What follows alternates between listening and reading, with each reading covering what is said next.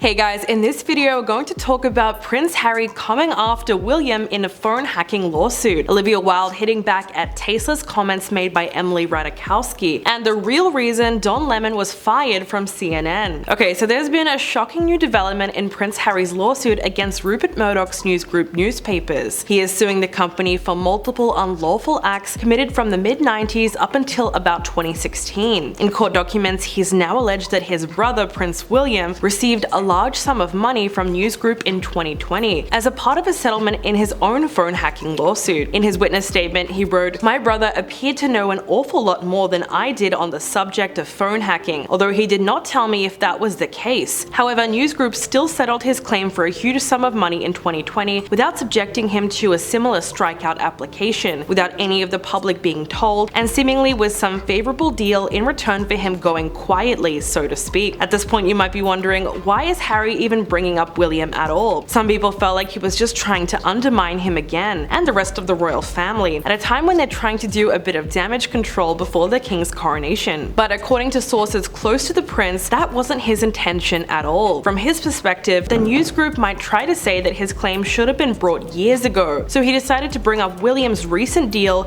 purely as a defensive measure. He didn't want his claim to get shut down on the grounds that too many years have passed since the phone hacking took place. So why didn't he go through this lawsuit sooner? Well, he says that Charles seemingly blocked any legal action that he wanted to take. He said it was all a part of a bigger plan to fix their image. Harry wrote, "They had a specific long-term strategy to keep the media on side in order to smooth the way for my stepmother and to be accepted by the British public. When the time came, and anything that might upset the apple cart in this regard was to be avoided at all costs." Harry also called the executives at News Group criminals masquerading as journalists, and said that the tabloids are brainwashing the British public. Elsewhere in his statement, he wrote, "People die as a result of trolling, and people will continue to take their own lives when they can't see any other way out. How much more blood will stain their typing fingers before someone can put a stop to this madness?" In a shocking twist, Harry also turned his ire towards Piers Morgan. He's now accused the TV presenter of illegally targeting his mother, Princess Diana, back when he worked as an editor of News of the World in the mid-90s. In court documents, he claims that Piers knew about, encouraged, and concealed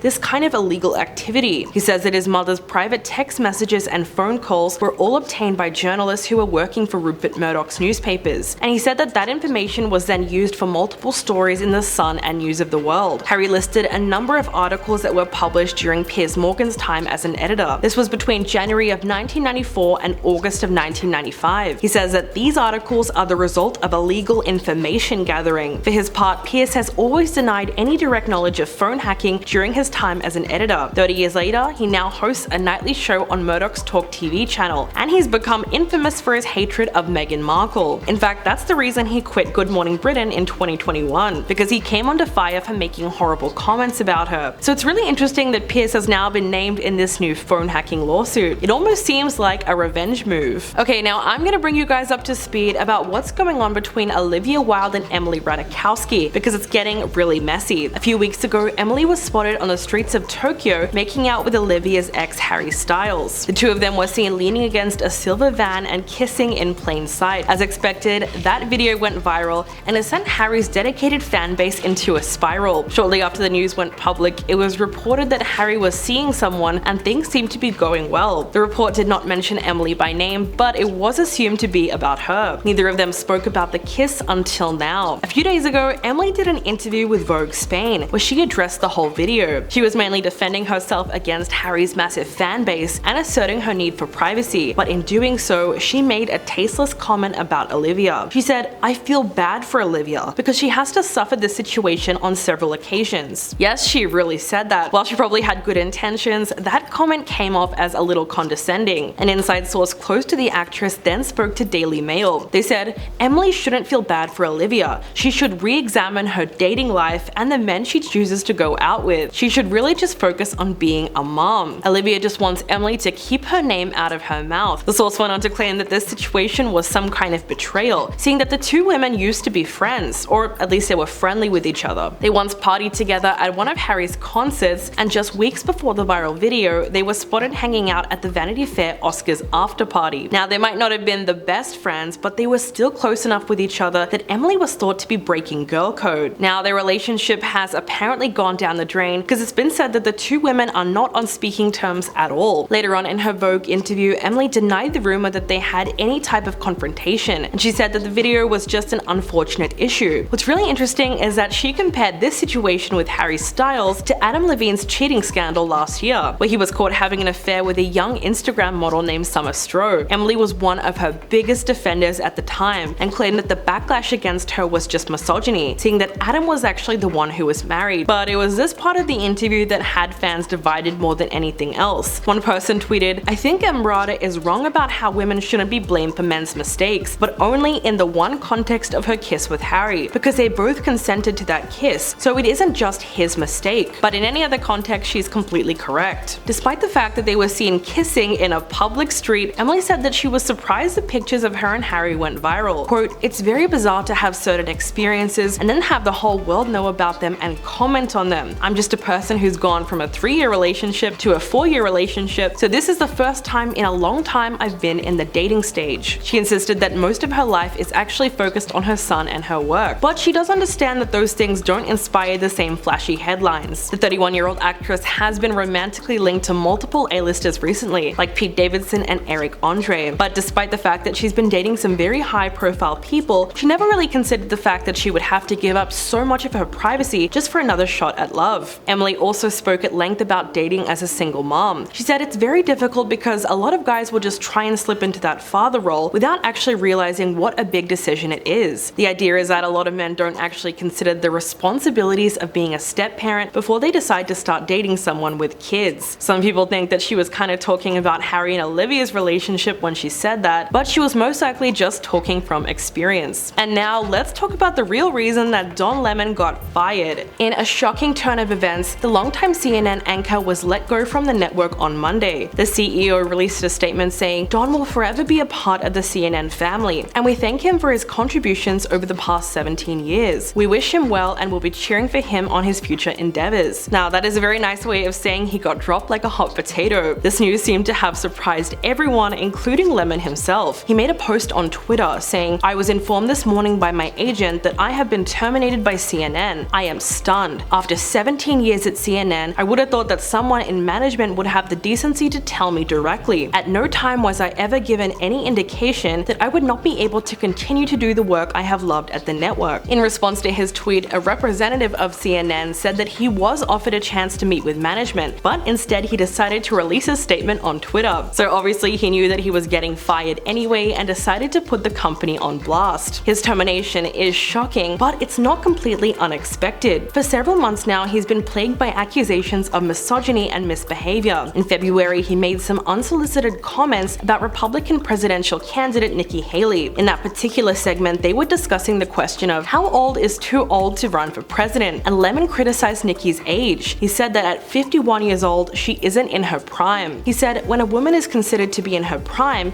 it's her 20s, 30s, and maybe 40s. I'm just saying what the facts are. Google it." Of course, he was challenged by his female co-host who said, "Are you talking about prime for childbearing, or are you talking about prime for being president?" But he never clarified his comments. Instead, he just tried to change the subject. As you can probably imagine, his comments sparked widespread outrage online. No one was okay with the casual sexism that was implied with his statements. After all, how could you criticize a presidential contender for being 50 years old when the current president was voted in at the age of 78? Talk about double standard. Even Michelle Yeoh spoke out against Lemon in her Oscars acceptance speech, where she said, "Ladies, don't let anyone tell you you're ever past your prime." After that, Lemon tried to do a bit of damage control by putting out an apology statement and saying that he regretted his inartful and irrelevant comments. He also apologized to the newsroom and agreed to partake in mandatory training to address the incident. But it's safe to say that he never really won back his female viewers. It was a pretty bad look for a morning news show where the audience is primarily women and the anchors try to depict themselves as one big happy family. In fact, his comments ended up costing CNN a bunch of advertising sales, and producers actually struggled to find guests for the show. Add that to the fact that the ratings were going down, and you can see why the network was getting sick of him. 2 months later, things got even worse for Lemon when Variety released a bombshell report that called his entire reputation into question. It showed a long history of misogynistic behavior towards his female colleagues. The report was based on more than a dozen former and current employees at the network, who described him as openly hostile towards women. In one instance, he allegedly called a producer fat to her face, mocked and mimicked the voice of another colleague, and sent threatening texts to someone else. Of course, Lemon denied the accusations. In a statement to NBC News, he said, "It's amazing and disappointing that Variety would be so reckless. The story, which is riddled with patently false anecdotes